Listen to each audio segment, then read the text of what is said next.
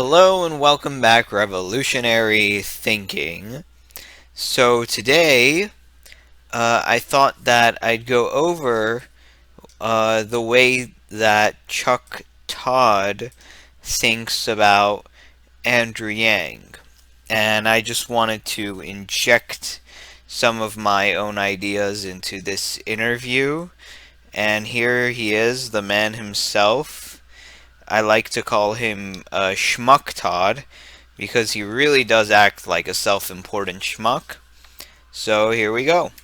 President Trump has blown up our presidential politics, and there's arguably no better example of the new reality we're all grappling with than my next guest. In many ways, Andrew Yang's candidacy is proof of just how vulnerable some Democrats see this president's re-election chances, but also how unpredictable our politics have become and how this contest might become. Well, President Trump has blown our presidential politics because people were looking for an alternative. Now, no matter what that alternative was, it was still an alternative. So the reason that happened was because people were sick and tired of business as usual. Become unpredictable. Here we have a businessman, out of nowhere, no prior political or military experience, not only vying to defeat the president, but also getting enough voters to take him seriously that he's made the Democratic debate stage. Well, Mr. Yang joins me now. Andrew Yang, welcome to Meet Press Daily, sir. Oh, thanks for having me, Chuck. It's a pleasure to be here. So let me go. I wouldn't say that. It wouldn't be a pleasure to be next to someone who's so arrogant and rude, but Andrew can say what he wants. With this immediate premise here, would you be here if Donald Trump hadn't won the presidency? Categorically not. I'm running this.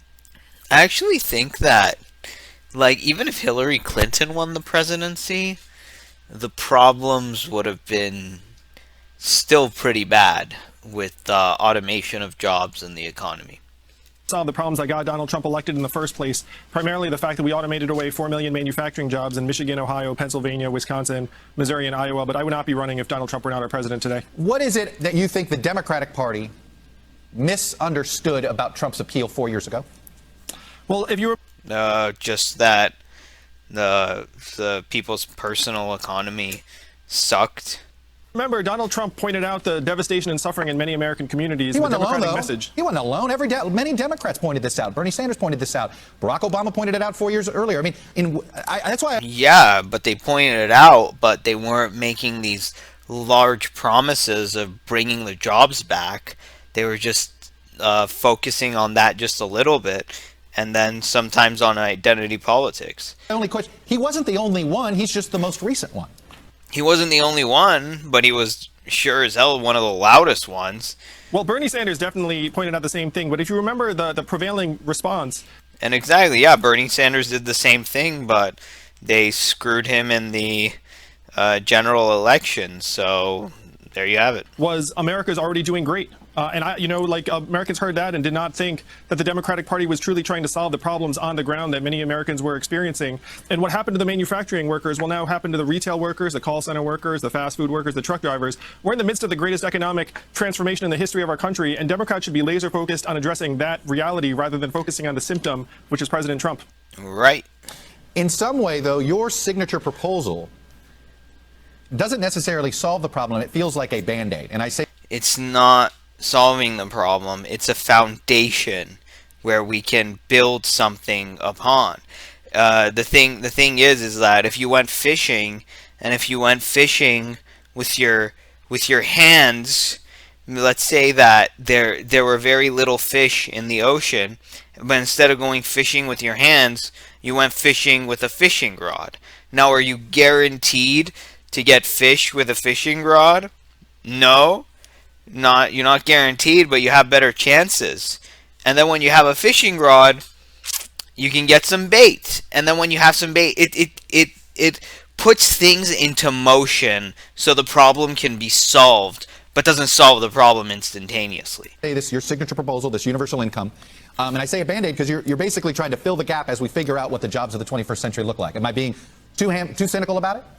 Well, and it's just that instead of living in quicksand, at least have a foundation so while you're looking for something to do to get a little bit of money, you're just not living off of your savings. You're just not constantly going in the red. that's the whole idea. It's not exactly a band-aid so much as it is a tourniquet with a big open flesh wound. It's not like a little boo-boo. It's an open flesh wound people have. If you think what would happen to communities around the country if every American adult got $1,000 a month, it would create more than 2 million new jobs right there in our communities. It would help recognize the kind of work that my wife does every day at home with our 2 boys, one of whom is autistic. So it's not a band-aid. It actually... I used to think that when they said that word, it meant artistic. But a lot of people who are autistic see the world in very interesting ways that other people don't. Supercharges our economy and helps create opportunities in the direction that we need to go, which includes the caring economy, arts, entrepreneurship, Right, exactly. Like, let's say if you had a car and it ran out of gas. Now, filling your car up with gas wouldn't get you to where you want to go, but at least you could still drive and then use your driving skills and the map to get there. Creativity as well as Main Street jobs because of an increase in consumer buying power. So you think one of the positive aspects about your plan is that if somebody wanted to pursue an art and really couldn't afford to make a living doing it, you're giving them an opportunity to do it. I get that, but how does that grow our economy? How does it not grow our economy? How the guy can have enough to buy the supplies that he needs to paint and then sell his paintings. And why the hell do I care about growing the economy? I care more about that guy not living in misery and suffering his entire life than I care about some vague notion of an economy. Well, our economy right now is up to a record 20 trillion, up 5 trillion in the last 12 years alone. The problem is that our economy is doing fine. Our economy is doing great. The people aren't doing great. Care more about the people. Is the economy there for the sake of itself, or is it there for our people to prosper? With Schmuck Todd, what the hell are you talking about, you imbecile? Of these winner-take-all dynamics, that the gains are concentrated just in a handful of industries and companies and individuals. And so if you spread that bounty more broadly throughout the American economy, it does create opportunities, including in the arts, but also in entrepreneurship. And as you know, I'm a serial entrepreneur. Right, and entrepreneurship does create this robotic notion of an economy that doesn't care about people that you like so much too. Schmuck Todd. We need to have more Americans being put in position to do the kind of work that they actually want to do. Let's talk about the border. There is a lot of angst and anxiety over the border. The president believes the issue is our asylum laws. Democrats believe that some of this has to do with you can't pull money away from Central America. We've got to have a different sort of tolerance policy here. We have a migration. But then why can we pull away the money from the American people without having this universal basic income? An increase in migration over the border. What would you be doing about it? Well, the first thing we have to do is put adequate resources to work at the border. We have a shortage of not just asylum judges and facilities, but even Border Patrol personnel. There are hundreds, maybe thousands of unfilled positions because these positions don't pay as competitively as other roles in our government. And also, these are not appealing places to live. So we have to do the work that we know needs to be done in order to have our policies actually be effective on the ground. It serves nobody if there's a multi-month or even year-long waiting process to have an asylum hearing. I want to go back to your universal income proposal because... And I want to go back to you being a schmuck. Our debt is already up to 20 trillion. Okay, Schmuck Todd, I don't care. I didn't do anything to, what's the word I'm looking for? To contribute to the debt we had. The debt is the debt because of all of his decisions made without the consent of the American people. So, F you very much. And I know in some ways, if you already get some government assistance, you wouldn't get this money. But how does this not, even in the short term, inflate our debt and put us in a budgetary crisis going forward? We're already there, idiot. Just, who cares? Like, do you think I think about that? I just say to myself, hey, do I have enough money to move forward in my life to do the things that I want to do? You think that even matters? And when are we planning on paying back this debt anyway? You just pull this money out of your ass like the government does. So why should we give a damn?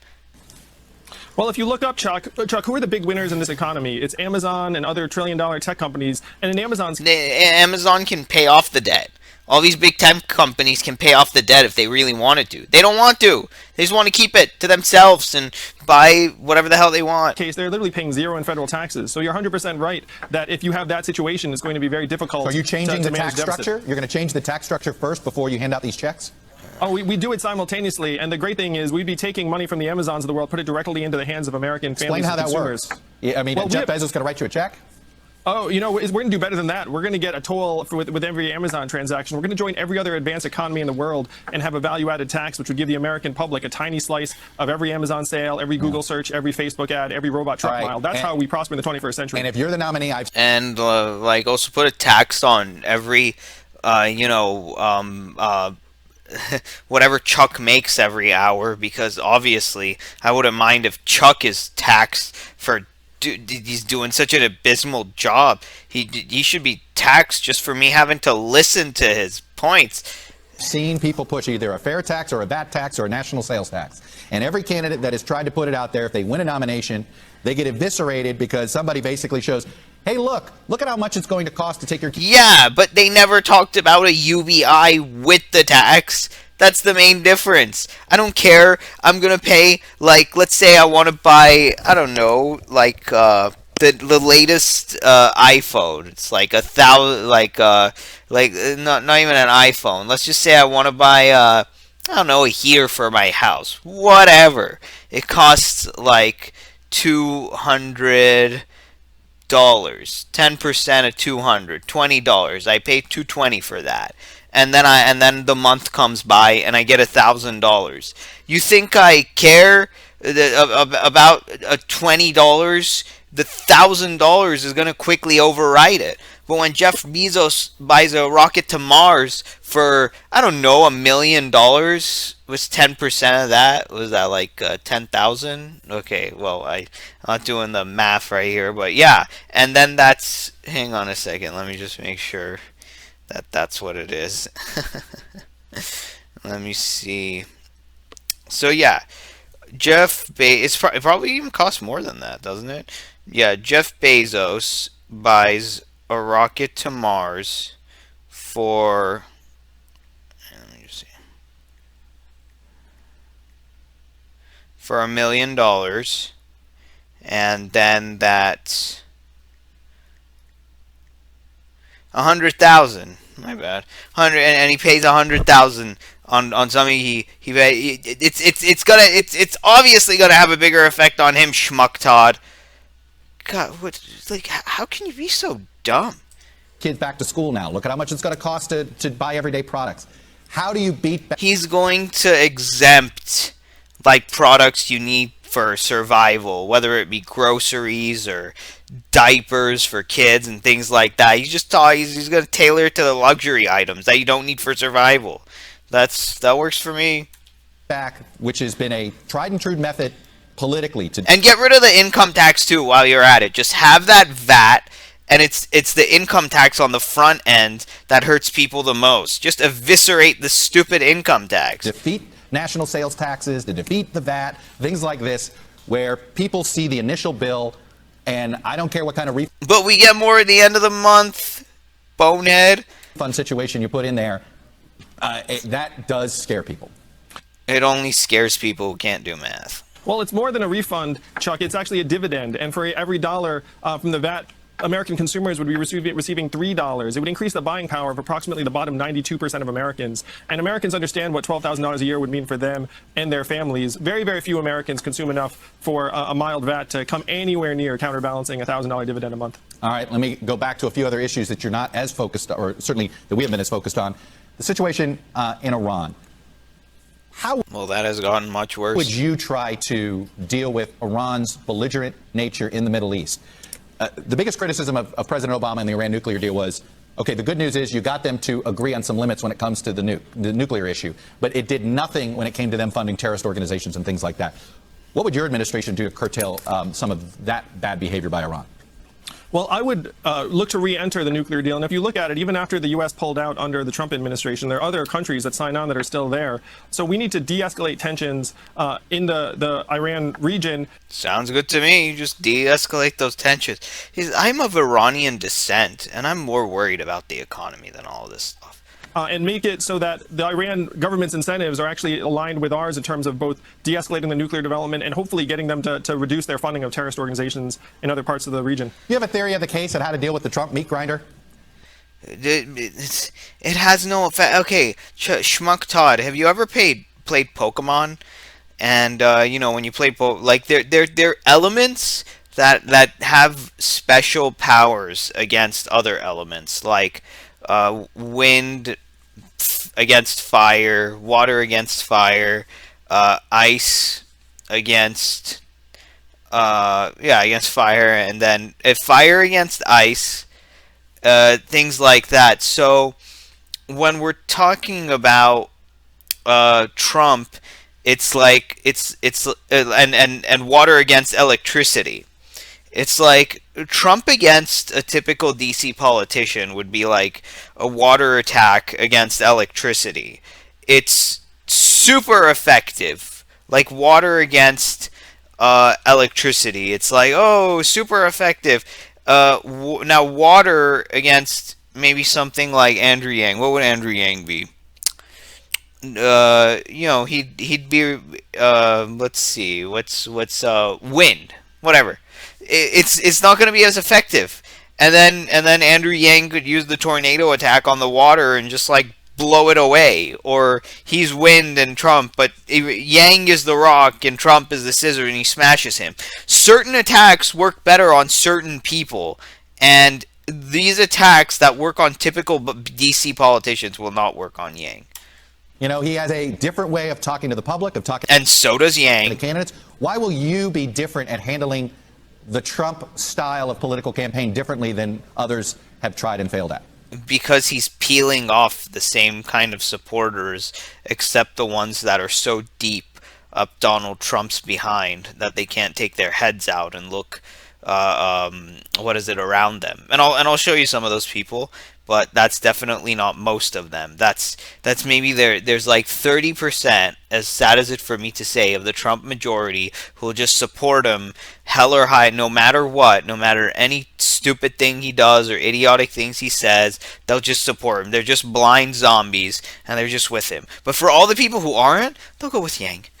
Well, they say, Chuck, that the opposite of Donald Trump is an Asian man who likes math. And I'm already peeling off thousands of Trump supporters, independents, libertarians, conservatives, as well as obviously Democrats and progressives. But I agree with many of your colleagues that we need to be focused on beating Donald Trump, and I'm the ideal candidate for that because I'm focused on solving the problems that got him into office in the first place. Exactly. But does that mean taking him on directly, leaving these things? Let's wait until the general, okay?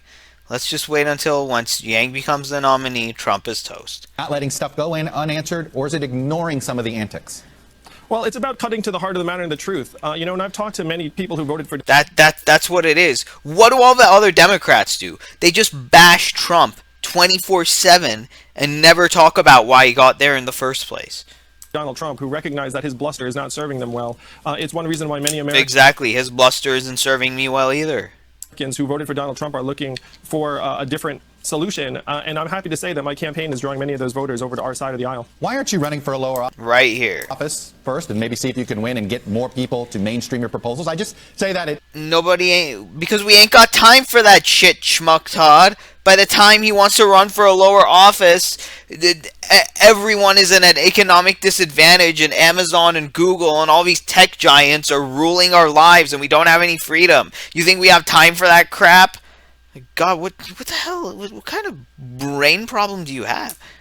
Shooting for the presidency, I get it. It is one way, and no, you don't get it. You don't get anything. You live in like a media bubble. Look, you're blind to what's going on in the average American lives. Don't say you get it. You don't get anything. You're certainly getting more attention than you would if you were running for the U.S. Senate somewhere. But isn't it these people more practical to try to build this ground up? God. Well, Chuck, I dearly wish that I felt like we had the time, but the reality is that robot trucks are 5 to 10 years away from hitting our highways, and driving a truck is the most common job in 29 states around the country. 30% of our malls are closing in the next 4 years because Amazon's sucking up $20 billion in business. So if I took decades to try... And by the time everybody is poor because their jobs have been automated and these answers aren't addressed, they're not even going to have the time to watch MSNBC and all of your woke, crap and everything else that you do and all of your, lies and propaganda that you try to tell tell people. I can tell you that much. Try and climb the political ladder. Unfortunately, our economy would be transforming underneath our feet. We just don't have the time for someone to play political gamesmanship. All right. Andrew Yang, as I said, one of the more unusual candidates, and in some ways. What's unusual about him? You're such an idiot. It's unusual to want to solve problems and get things done and address issues that actually matter. It's only unusual because you people in the media and in politics have managed to distort reality so bad and be so corrupt that something that is authentic and genuine and intelligent is unusual for you people. You suck. The Donald Trump era has inspired. We will see you in Miami, sir. Has inspired. Yeah, and what inspired the Donald Trump era? The corruption and bullshit and nonsense of washing the politicians and the media. Thanks for I'll see coming you on in Miami, the Chuck. Looking forward to it. You got it. How many people look at Bernie supporters and think, there's some supporters I can go grab? You know, if Bernie starts to melt, I do have this theory that anybody that's already left him for Warren's already left him for Warren. They're not going to Warren. They're actually, the two candidates I think that stand to benefit the most if Bernie starts to erode is Biden. Okay. And Andrew Yang. Andrew Yang. Wow, you're finally getting it. Finally. I mean, I don't know what happened to you in the past. What was that from June to October? Yang. And it's because of the Reddit world. I mean, the Bernie bros are more likely, I think, to get Andrew Yang than any other person. I think that's probably. Yeah, it's not just because of the Reddit world. It's because of YouTube and all other social media and just people having common sense. Thank you. Probably right. Yeah. And I think Yang certainly is the candidate that's been most misunderestimated. Yes, we all to have. Use a classic Misunderestimated. term. He's outraised. The other contenders. There's a lot of senators that he's outraised that we all thought would be in a higher tier. And it just. Yeah, and it just goes to show you how godforsakenly out of touch you people are with the person on the street. Shows how much of an appetite there is on the left end of the political spectrum for someone who's completely out of the Washington space and who's. It's not even just it's not just about being out of the Washington space. That's simplifying it. It's just about having common sense and solving problems. I mean, that's it. Talking in a different language. I mean, a lot of these senators that are running, you hear they speak in press releases. They speak Washington. There's certain phrases and verbs that they use that normal Americans don't use at all. You mean like appropriate? Like facilitate, that kind of thing. Yang never talks that way. Can we be skeptical that Bernie Sanders is going to drop out anytime soon? Oh, I don't believe you. Because remember in 2016 how furious were Hillary people that he kept hanging on and he kept poking at her, and all of his supporters were not easily just shifted over to her. It was a big problem, and I don't think that anybody should expect that. Especially, I'd be very surprised if Andrew Yang outlasts Bernie Sanders. I got to say this: Andrew Yang is now leading Kamala Harris and Cory Booker. Well, there you and they just dropped out, and Andrew Yang is still there. And why would you be surprised if Andrew Yang beat Bernie? Like, I wouldn't be surprised at all. Like, okay. And Pete Buttigieg amongst black voters in the latest PI poll, which is amazing. And it has something to do with the fact that, as we sort of talked about, he's come in with these sort of policy ideas that I think even some of the more liberal progressive candidates have missed. When he talks about automation and AI taking away working class jobs, that matters to working class black folks in South Carolina. It worked, yeah. Like, why wouldn't it? You're about to go from having a living salary to nothing. Of course that's going to affect your life. He was ahead of the ballgame when he talked about paying athletes, and that was something that resonated. So I don't think he's going to be the nominee, but yeah, instead of having them for slave labor, right? He could benefit from Bernie. You don't think he's going to be the nominee again because you're out of touch? I do think. Look, I'm done underestimating the guy. So now we're going to overestimate. That's nice. Him, and then he'll fail to meet expectations. Sorry, Andrew. He has good lines at debates. He does have the good lines at debates. Why would he fail to meet expectations? He's just going to exceed the expectations day after day after day. That's because you people have just climbed so far up your own butts that you don't see what's going on in the rest of the like, to quote the Joker movie. Do you ever even leave the studio, Murray? Have you even seen what it's like out there? We're seeing it right in front of our face. Thank you. Yeah. How do you think this is all going to play out, and what impact is it going to have on the 2020 election? My new favorite political pundit is Doc Brown from Back to the Future. Right. There's a part where I think it's at the end of the first Back to the Future. He picks them up and they got to go into the future, and they're like, "Oh, there's not enough road." Great Scott! And he says, "Roads where we're going, there are no roads." That's the way I feel about where we're headed. Really? I don't think anybody that tells you they know what's going to happen Give me a break. Right. Well.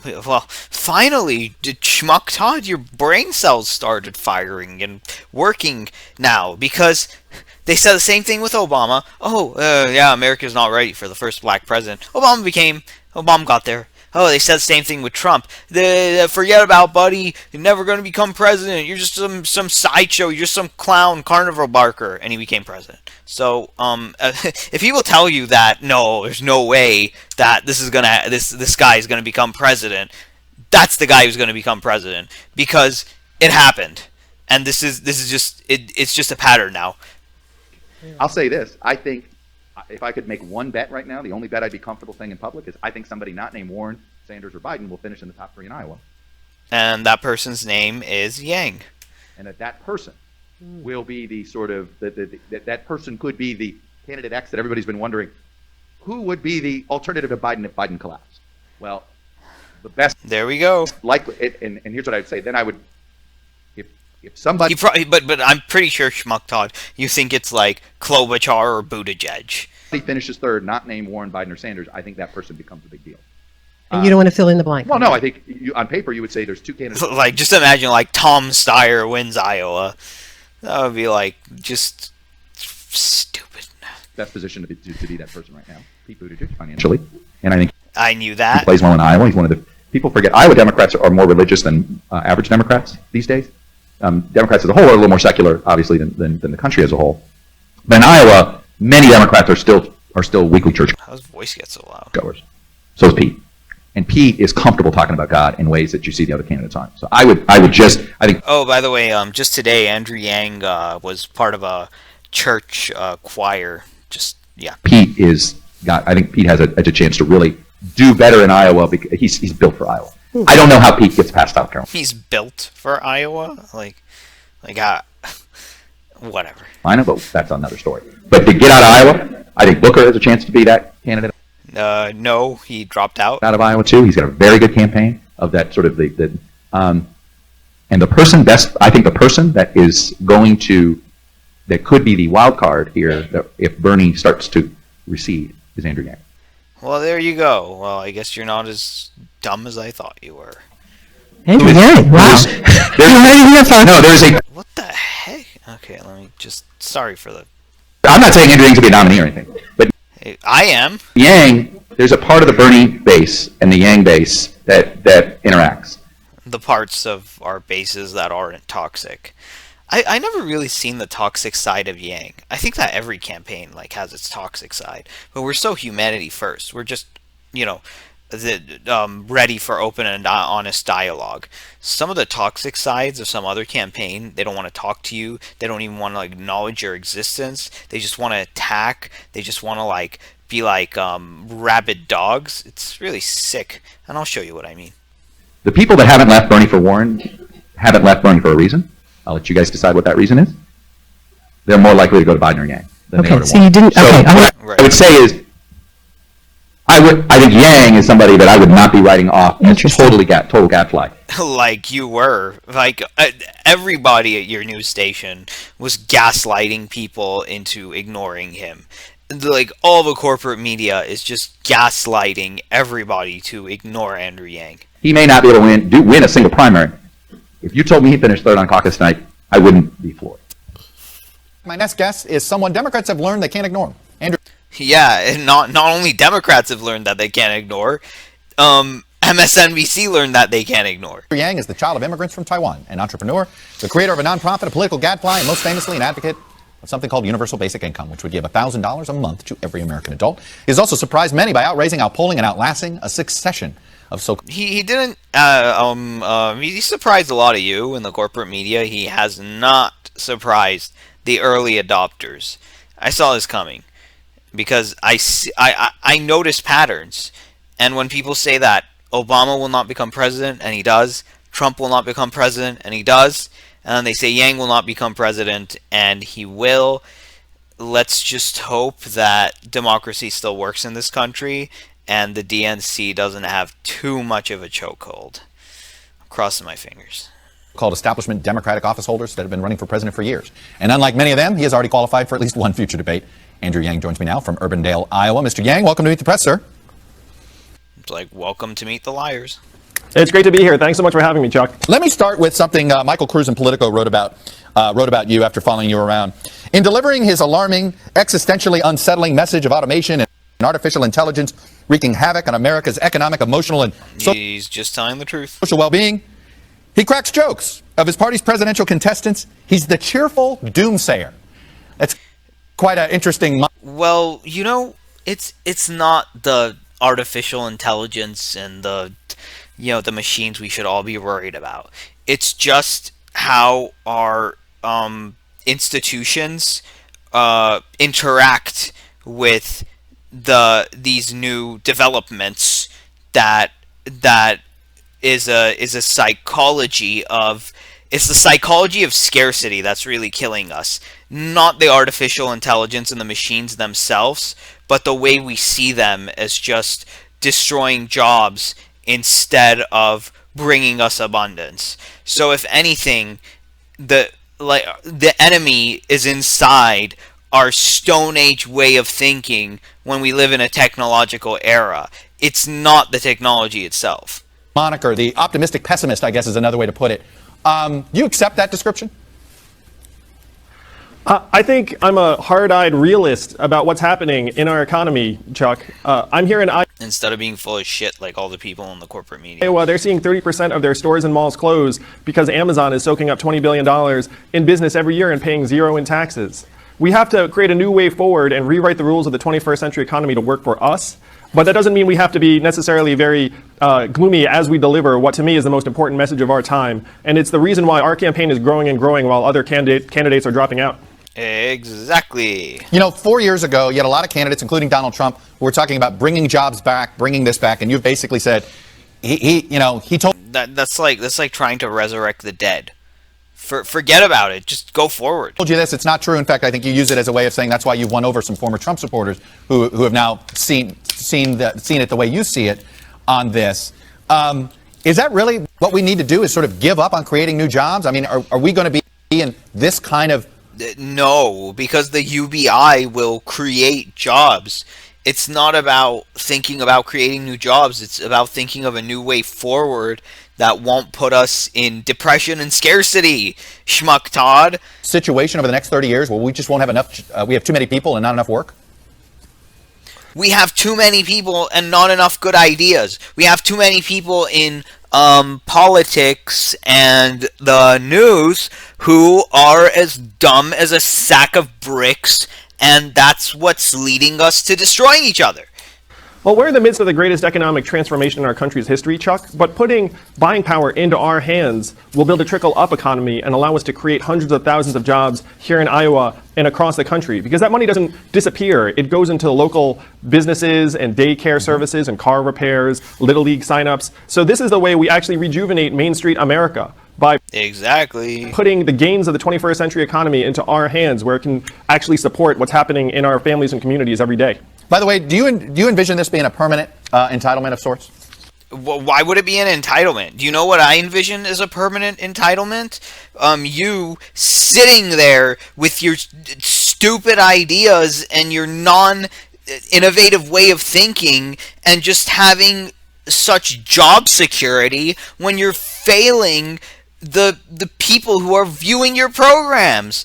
I view that as entitlement on the part of the press, on the part of the media, and on the part of the politicians. They think they are entitled to keep their jobs, which they are doing a terrible job at anyway because of laws written hundreds of years ago, and I bet you or any of those other dumbass politicians wouldn't even be as good in coding when you're telling these minors to go learn how to code, and then when the journalists lost their jobs, they said telling you guys to learn to code was a form of harassment. Do you not see the hypocrisy in your own words, and the way you use them to fool people into thinking bullshit? Well, if you look up, there's one state that has had a dividend for almost 40 years, Right, and that's Alaska. It's the petroleum dividend. And there it decreases income inequality. It makes children and families stronger. It's wildly popular after almost 40 years. And so there's no reason to think it will not be wildly popular throughout the whole country. They pay for it with oil money in Alaska. And what I'm saying to the American people is that technology is the oil of the 21st century. Wake up, guys. Let's talk a little bit about the current debate happening inside the Democratic primary. And I think in some ways, you have tried to have a little piece of every bit of every lane that there is that we in the media try to create. But let's talk about this. Well, why not? If the lane is there and it's appropriate, you take it. Specifics of Medicare for all. You're essentially for it, but you haven't talked about how you would pay for it. We know we're having a big debate about how Elizabeth Warren plans to pay for it. How did you guys pay for the Wall Street bailouts and the bank bailouts and the corporate bailouts? Just do that. Just do it for the people now. You never. Like, come on, stop being disingenuous. But let me ask this basic question. I had a Democratic congresswoman on. If we haven't fully implemented Obamacare, why should we rip it up and start over? Certainly, I was a fan of... We should definitely rip up the corporate news and the DC politicians and start all over, that's for sure. The themes of Obamacare, but many Americans agree that it didn't go quite far enough in terms of coverage and allowing Americans to have access to high-quality, affordable care. How do you know? It hasn't been fully implemented. How do you know? Schmuck Todd. That's always been my question. I've heard this critique before. We don't know. Medicaid has not been expanded in 50 states. And there's a reason for that. So we need to create a path forward for Americans to have access to care. I would not get rid of private insurance. And to me, the pay for it argument is misplaced because we're already spending 18% of GDP, almost $4 trillion, in large part because the system is not designed to keep us strong and healthy. It's designed to make money for the private insurance companies. It's to keep us weak and in a mindset of scarcity so they can take the most from us in our times of vulnerability. Companies and the device manufacturers and the drug companies. Let me ask you about impeachment. You have said you are in favor of this inquiry going forward. But there is a basic question. Oh, actually, impeachment's going to be real great when Sanders and Warren and Klobuchar are stuck there. That many voters are going to have. Do you think what the president did is of such an egregious act that he shouldn't be on the ballot in 2020? I agree with the panel discussion that you just had. I am for impeachment, but the fact is when we're talking about Donald Trump, we are not presenting a new way forward and a positive vision for the country that Americans will get excited about. That's the only way we're going to win in 2020, and that's the only way we're going to start actually solving the problems that got him elected. Even when we're talking about impeaching Donald Trump, we're talking about Donald Trump, and he's winning. Are losing. And yet you talk about Donald Trump quite a bit in your rallies because you seem to want to... At the end, when he says the opposite of Donald Trump is an Asian man who likes math, and why Donald Trump got elected. But he just doesn't waste time saying, I hate him, I hate him, I hate him, I hate him, like you people all do. Appeal to former Donald Trump supporters. Well, if you listen to my rally speech, Chuck, the vast majority of it is just about the challenges that Americans are experiencing every single day. Right. These challenges preceded Donald Trump. They will still be with us after Donald Trump is out of office. And if these challenges got us Donald Trump. If we don't get to work solving these problems, then we're just going to be trapped in this endless food fight, and the American people deserve much, much better. Let me ask you one question that has to do with your own identity in this country, and this was a criticism written about you having to do with something you said during the last debate. Frank Xiang writes the following in the LA Times. Seeing Yang up on the Democratic primary debate stage should have been a thrilling milestone for me as a fellow Taiwanese American. But when I heard him use model minority stereotypes to describe himself, it was hard to feel proud. He still felt that the most practical use of his identity on a national stage was as a joke. You've had quite a few... Well, I think the most practical way of talking about DC politicians and mainstream media people are as a joke as well. Asian American columnists write critiques of this, bothered by this a bit. What do you say to that criticism? I am very proud of my heritage, and I'm very proud of being the first Asian American man to run for president as a Democrat. And I think Americans are smart enough and savvy enough to know a joke when they hear it. Yep. I think that dragging some of these myths into the light actually makes them less powerful and helps dispel them. Has it bothered you that it is attracted? I noticed earlier this week you've had to push back on this idea. I guess some white supremacists started saying, "Oh my God, nice things about your candidacy due to the political incorrect." Okay, let me ask you guys something. If a guy is like a convicted felon and he says nice things about your shirt, Does that make you a bad person now? No! Jeez, media is so stupid. Correctness, I guess you want to call it that. You push back hard on that. Does it bother you that that group of voters seems attracted to your candidacy? Does it bother you that you ask such irrelevant, idiotic questions to just frame things in a totally disingenuous way, Mr. Schmuck Todd? Well, I've completely disavowed any sort of support from anyone who has those kinds of ideas. Well, if you know he has, then why did you ask him that? What? I mean, I'm the son of immigrants myself. But to me, we have to solve the real problems of this time, and attacking each other for poor word choice or things that are of marginal importance to the American people, unfortunately takes our focus away from the real problems on the ground that got Donald Trump elected. That you constantly try to do, that you and your fellow corporate puppets in our dumb media system constantly waste time on things that shouldn't even be relevant. Can we deal with this shit later?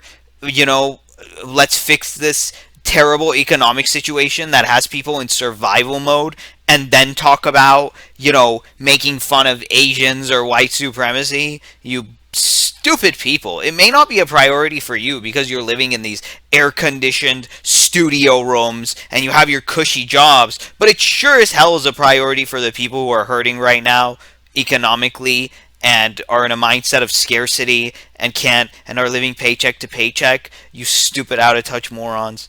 Andrew Yang, entrepreneur. Again, you have taken this Democratic primary and made a lot of people take you a lot more seriously than they had planned to. Andrew Yang, stay safe. And you've also exposed, you know, the media for the crap that it is. Let me tell you guys something. Like, okay, so like I'm of Persian descent. Like I wouldn't care if we had like our first Persian presidential candidate. In fact, I wouldn't mind doing it. And they made jokes about like gourmet sabzi and, you know, Persian moms and things like this, and Persian talk very slow and hello, how are you? And like Persians throw big parties. Like I would probably make a joke about like you're Persian, you know the parties, and then you know when, you know, your mom would call you downstairs to meet a bunch of strangers you've never met before in your life, and you just say like, who are these people? Like I definitely I wouldn't give a shit if somebody made jokes about like Persian culture and, you know, just tossed a few jokes here and there about like Shabbat dinners or Jewish jokes about Jews being smart and being doctors or anything like that. Like I wouldn't give a damn personally. I mean, what about you guys? Do you guys have come from any like ethnic or heritage backgrounds that you know, cultural, that you wouldn't mind if somebody just made like a little funny joke about it? It would be like, oh yeah, like that does happen with me or my family or things like that. It's not in it. It's God, these idiots. It's not to make anybody look bad. It's just to have a little laugh, a little giggle. God, it's so stupid these days. Safe on the trail, and we look forward to seeing you again. Thank you, Chuck. The Yang Gang is just going to continue to grow. We'll see you soon. We'll be watching. Yeah. Oh my God, these people, these idiots.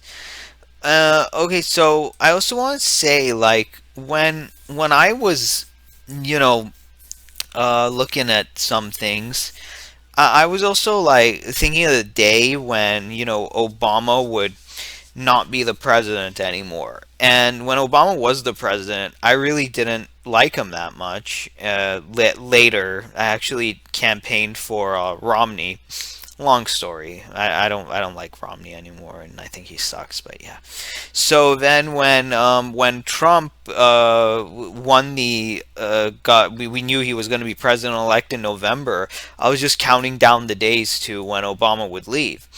But like then later into Trump's presidency, I just saw like the toxic element of Trump supporters.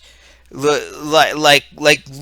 at these guys. Hang on a second. My hat is as red as my blood, and as soon as the admins answer me, I'll fix this.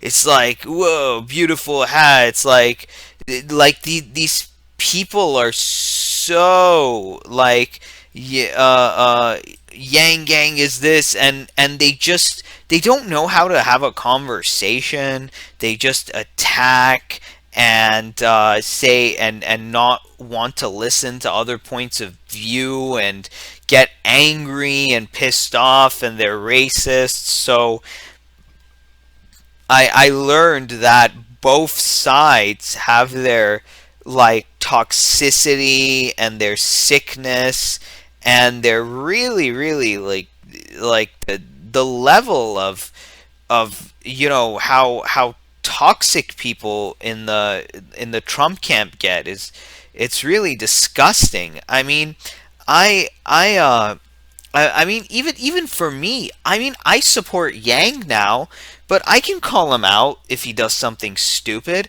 It's about not being a zombie.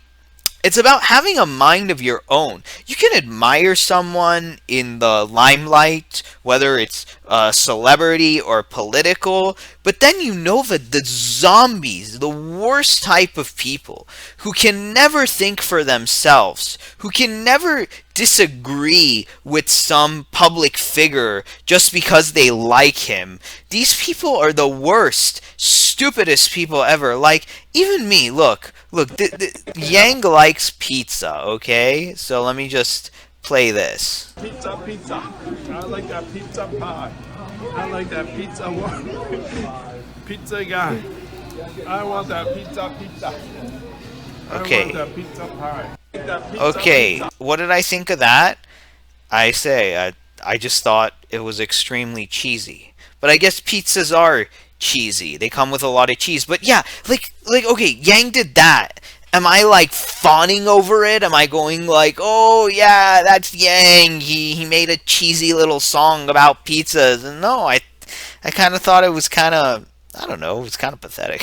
It was, but even though I thought that this was pathetic, I don't hate the guy. I can have my moments where I think that something that he did was cheesy or dumb or he made a mistake, because I have a brain that functions independent of somebody who I happen to agree with their policies and politically. Some people have lost the ability to do that, and they're like 80 years old, they're 90 years old, they're freaking boomer. I shouldn't say that, but yeah, this is where the okay boomer comes from. People who do not have the capacity to think independently, people who just lost it. They throw their critical thinking skills in the trash and they become a zombie. And I really think that if these are the types of people that destroy civilization. The people who become zombies. The people who just, throw away all their critical thinking skills and just blindly decide to, follow the hype trail. It's pathetic. Anyway, Yang did an amazing job, like, answering Chuck Todd, but I really think that we ought to get a little bit of fight in us, and we really gotta do this thing, because I mean we're fighting for the future of critical thinking and common sense, and that all goes away, and we are doomed. But I still have faith. We're a very smart bunch in the Yang Gang, and we are going to see this thing through to the end. Make no doubt about it. Okay, you guys. I'll talk to you all later.